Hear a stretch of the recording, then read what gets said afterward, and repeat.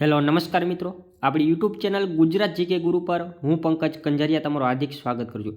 મિત્રો, આજે આપણે આ વિડીયોની અંદર મોસ્ટ આઈએમપી કહી શકાય તેવા 100 ક્વેશ્ચનો આપણે જોવાના છીએ, જે તમને આવનારી તમામ પરીક્ષાની અંદર ખૂબ જ ઉપયોગી બની રહેશે. ચાલો વિડીયો શરૂ કરતાં પહેલાં ચેનલ પર નવા હોય ચેનલને સબસ્ક્રાઈબ કરી લો. વિડીયો સારો લાગે તો લાઇક કરજો, તમારા મિત્રો જોડે શેર કરજો. તમારા કોઈ ડાઉટ હોય તો કોમેન્ટમાં જરૂર બતાવજો.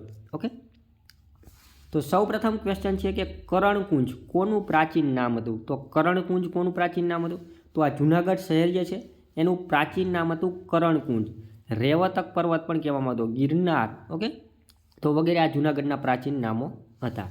ત્યાર પછી માનવ ધર્મ સભાની સ્થાપના કોને કરી હતી?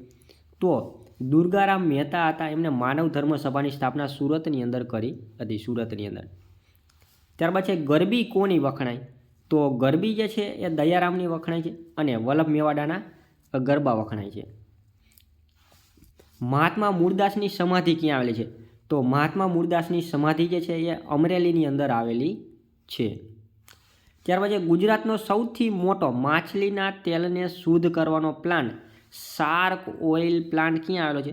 તો શાર્ક ઓઇલ પ્લાન્ટ જે છે આપણા વેરાવળની અંદર આવેલું છે. વેરાવળ આવેલું છે આપણા ગીર સોમનાથ જિલ્લાનું વડું મથક છે, ગીર સોમનાથ. ઓકે, એની અંદર આવેલો છે શાર્ક ઓઇલ પ્લાન્ટ. ભાવનગરની સ્થાપના કોને કરી હતી? તો ભાવનગરની સ્થાપના મહારાજા ભાવસિંહજી પહેલાએ કરી હતી. મહારાજા ભાવસિંહજી પહેલાએ ભાવનગર શહેરની સ્થાપના કરી હતી.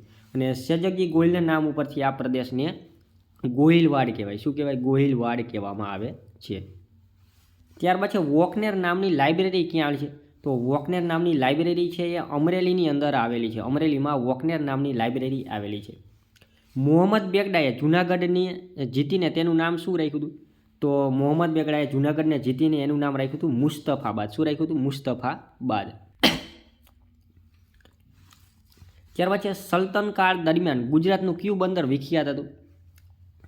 તો સલ્તન કાળ દરમિયાન ગુજરાતનું ખંભાત બંદર છે, ખૂબ જ વિખ્યાત હતું. અને ખંભાત આવેલો છે આપણા આણંદ જિલ્લાની અંદર. આણંદ જિલ્લાની અંદર. સૌરાષ્ટ્રના મીરાબાઈ કોને કહેવામાં આવે છે? તો ગંગા સતી જે છે એમને સૌરાષ્ટ્રના મીરાબાઈ કહેવામાં આવે છે. ચાબખાના પિતા અને સંત જલારામ બાપુના ગુરુ એવા ભોજા ભગતનું જન્મસ્થળ ફતેપુર કયા જિલ્લામાં આવેલું છે? તો ફતેપુર આવેલું છે આપણા અમરેલી જિલ્લાની અંદર. ત્યાર પછી શામળદાસ કોલેજની સ્થાપના કોને કરી હતી? તો શામળદાસ કોલેજની સ્થાપના તખ્તસિંહે કરી હતી. એમના દિવાન હતા. ઓકે, તો એમને આ કરી હતી શામળદાસ કોલેજની સ્થાપના. વીર સાવરકરની સ્મૃતિમાં અખિલ ભારતીય મુક્ત તરણ સ્પર્ધા દર વર્ષે યોજાય છે, તેમાં બહેનો માટેની અંતરની મર્યાદા કઈ છે? તો બહેનો માટે 12 નોટિકલ માઇલ છે અને ભાઈઓએ 16 નોટિકલ માઇલ તરવાનું હોય છે. પીપાવાવ કઈ નદીના કિનારે આવેલું છે? તો પીપાવાવ જે છે એ ઝોલાપુરી નદીના કિનારે આવેલું છે. ત્યાર પછી જૂનાગઢમાં આવેલો ઉપરકોટનો કિલ્લો કયા નામથી ઓળખાય છે? તો જૂનાગઢમાં આવેલો ઉપરકોટનો કિલ્લો જે છે એ ખેંગારગઢના કિલ્લાથી ઓળખાય છે. ત્યાર પછી રંગપુર કયા જિલ્લામાં આવેલું છે? તો રંગપુર જે છે એ સુરેન્દ્રનગર જિલ્લાની અંદર આવેલું છે. રંગપુર સુરેન્દ્રનગર જિલ્લાની અંદર આવેલું છે. ભાવનગરમાં કોના અધ્યક્ષ સ્થાને કાઠિયાવાડ રાજકીય પરિષદનું સંમેલન યોજાયું હતું? તો મહાત્મા ગાંધીના અધ્યક્ષ સ્થાને ભાવનગરની અંદર કાઠિયાવાડી રાજકીય પરિષદનું સંમેલન યોજાયું હતું. ખંડકાવ્યના પિતા કવિકાંત તરીકે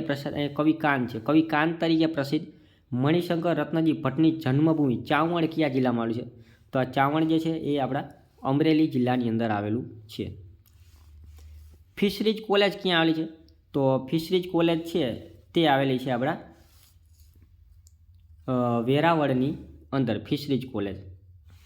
ત્યાર પછી પ્રખ્યાત જાદુગર કેલાલ કાંતિલાલ વોરાનો જન્મ ક્યાં થયો? તો કેલાલનો જન્મ બગસરાની અંદર થયો અને બગસરા આવેલું છે અમરેલીની અંદર.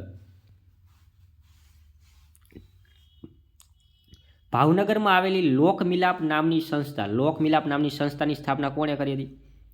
તો મહેન્દ્ર ઝવેરચંદ મેઘાણીના પૌત્ર મહેન્દ્ર મેઘાણીએ લોકમિલાપ નામની સંસ્થાની સ્થાપના કરી હતી. નવાબનો મહેલ ક્યાં આવેલો છે? તો નવાબનો મહેલ જે છે એ જૂનાગઢની અંદર આવેલો છે. ત્યાર પછી રોજડી કયા જિલ્લામાં આવેલું છે? તો રોજડી છે તે રાજકોટ જિલ્લાની અંદર આવેલું છે. અને રંગપુર જે છે, રંગપુર એ પહેલાં સુરેન્દ્રનગર જિલ્લાના લીંબડી તાલુકામાં હતું, અત્યારે હવે રંગપુર અમદાવાદ જિલ્લાની અંદર આવી ગયું છે. અમદાવાદ જિલ્લાની અંદર આવી ગયેલું છે. દલપતરામનો જન્મ ક્યાં થયો? તો દલપતરામનો જન્મ જે છે એ વઢવાણની અંદર થયો હતો. દલપતરામનો જન્મ વઢવાણમાં થયો હતો. સુરેન્દ્રનગર જિલ્લાની અંદર આવ્યું છે વઢવાણ, અહીંયા દલપતરામનો જન્મ થયો હતો. ત્યારબાદ છે કે બગસરા શેના માટે જાણીતું છે? તો બગસરા જે છે એ ઇમિટેશન જ્વેલરી માટે જાણીતું, એક જાતનું ખોટા સોના માટે જાણીતું છે. ટૂંકમાં ધાતુની વગેરેની જે બનાવટ માટે જાણીતું છે. ત્યાર પછી ભીમદેવનું સૂર્ય મંદિર ક્યાં આવેલું છે? તો ભીમદેવનું સૂર્ય મંદિર તલાલાની અંદર આવેલું છે. તલાલા આવેલું છે આ ગીર સોમનાથ જિલ્લાની અંદર. ગીર સોમનાથ જિલ્લાની અંદર તલાલાની અંદર આ ભીમદેવનું સૂર્ય મંદિર આવેલું છે. ભાવનગરમાં આવેલી યુનિવર્સિટીનું નામ કયા વર્ષે બદલીને મહારાજા કૃષ્ણકુમારસિંહજી કરી નાખવામાં આવ્યું? તો એ 2012ની અંદર આ ભાવનગરની અંદર આવેલી યુનિવર્સિટી છે એનું નામ મહારાજા કૃષ્ણકુમારસિંહજી યુનિવર્સિટી કરી નાખવામાં આવેલું. પનિયા અભયારણ્ય અમરેલી જિલ્લાના કયા તાલુકામાં આવેલું છે? તો પનિયા અભયારણ્ય જે છે ધારી તાલુકામાં આવેલું છે. ક્યાં? ધારી તાલુકામાં પનિયા અભયારણ્ય આવેલું છે. સોરઠ ડેરી ક્યાં આવેલી છે? તો સોરઠ ડેરી છે એ જૂનાગઢની અંદર આવેલી છે. સોરઠ ડેરી જૂનાગઢમાં આવેલી છે. આર્ય સમાજની સ્થાપના કોને કરી હતી? તો સ્વામી દયાનંદ સરસ્વતીએ એપ્રિલ 10 એપ્રિલ 1875ની અંદર આર્ય સમાજની સ્થાપના કરી હતી. દયાનંદ સરસ્વતીનો જન્મ મોરબી જિલ્લાના ટંકારા ખાતે થયો હતો. કોના મિત્રો તેમને લાલાજી તરીકે ઓળખાતા હતા? ઓકે, લાલાજી તરીકે કોણ ઓળખાતું હતું? તો કવિ નર્મદ જે છે એમના મિત્ર વર્તુળમાં લાલાજી તરીકે ઓળખાતા હતા. લાલાજી તરીકે. નિયારા રાણા ફકીર તરીકે કોને ઓળખવામાં છે? તો નિયારા રાણા ફકીર તરીકે કવિ કલાપી ઓળખાય. કવિ કલાપી જે છે એમને નિયારા રાણા ફકીર તરીકે ઓળખવામાં આવે છે. રૂવાપરીનું મંદિર તખ્તેશ્વર મંદિર ક્યાં આવેલું છે? તો તખ્તેશ્વરનું મંદિર આવેલું છે આપણા ભાવનગરની અંદર. તાલાલા શહેર કઈ નદીના કિનારે આવેલું છે? તો તાલાલા શહેર જે છે એ હિરણ નદીના કિનારે આવેલું છે. તાલાલા. ત્રાજવા અને બાટ માટે જાણીતું સ્થળ કયું છે? તો ત્રાજવા અને બાટ માટે સાવરકુંડલા જે છે એ ખૂબ પ્રસિદ્ધ છે. અને સાવરકુંડલા જે છે તે. સક્કરબાગ પ્રાણી સંગ્રહાલયની સ્થાપના ક્યારે થઈ હતી? તો સક્કરબાગ પ્રાણી સંગ્રહાલયની સ્થાપના 1863માં થઈ હતી. અને સક્કરબાગ પ્રાણી સંગ્રહાલય ક્યાં આવેલું છે એ તમારે કોમેન્ટની અંદર જરૂર બતાવવાનું છે. સરદારસિંહ રાણાનો જન્મ ક્યાં થયો હતો? તો સરદારસિંહ રાણાનો જન્મ સુરેન્દ્રનગર જિલ્લાના લીંબડી તાલુકાના કંથારિયા ગામે સરદારસિંહ રાણાનો જન્મ થયો હતો. ગુજરાતી સાહિત્ય પરિષદના પ્રથમ અધ્યક્ષ કોણ હતા? તો ગુજરાતી સાહિત્ય પરિષદના પ્રથમ અધ્યક્ષ હતા ગોવર્ધનરામ માધવરામ ત્રિપાઠી. નવખંડા પાર્શ્વનાથનું મંદિર ક્યાં આવેલું છે? તો એ ઘોઘાની અંદર નવખંડા પાર્શ્વનાથનું મંદિર આવેલું છે. ઘોઘા આવેલું છે આપણા ભાવનગર જિલ્લાની અંદર. સંત આપાદાનાની સમાધિ ક્યાં આવેલી છે? તો સંત આપાદાનાની સમાધિ ચલાલાની અંદર આવેલું છે. ચલાલા આવેલું છે અમરેલી જિલ્લાની અંદર. રહેવા માટે ગ્રામીણ તંબુ અને સમુદ્ર કિનારે આવેલા પામના વૃક્ષોનું આકર્ષણનું કેન્દ્ર કયું છે? તો એ છે અહમદપુર માંડવી. ત્યાર પછી પુઅરગઢના સ્મારકો ક્યાં આવેલા છે?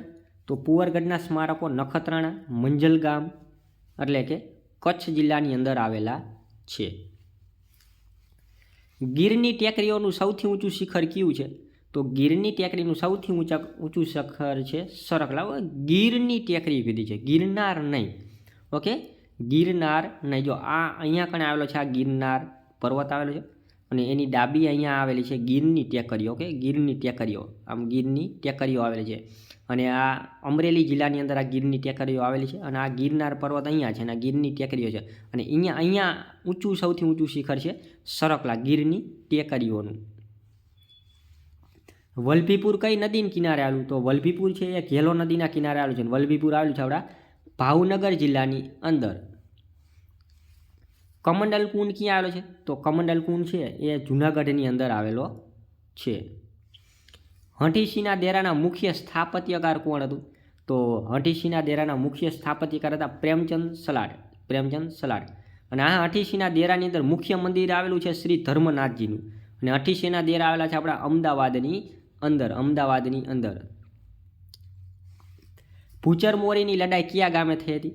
તો ભૂચરમોરીની જે લડાઈ જે છે એ જામનગર જિલ્લાના ધ્રોલ તાલુકાની અંદર ભૂચરમોરી ગામે આ ભૂચરમોરીની લડાઈ થઈ હતી.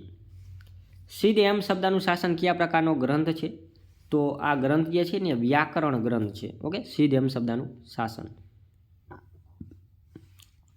રાણી સિપ્રીની મસ્જિદ બંધાવનાર રાણી અસની કોણ હતા? તો રાણી અસની જે છે એ સુલતાન અહમદના પત્ની હતા.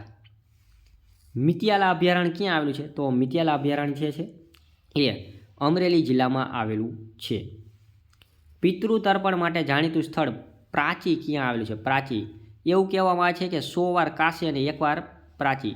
100 વાર કાશી અને 1 વાર પ્રાચી. 1 વાર પ્રાચી મતલબ કે 100 વાર જેટલું તમે કાશી જાઓ અને જેટલું પુણ્ય મળે ને એટલું એની બદલે 1 વાર તમે કાશી જાઓ ને એટલું પુણ્ય અહીંયા મળે, એવી એક કહેવત પ્રચલિત છે કાઠિયાવાડની અંદર.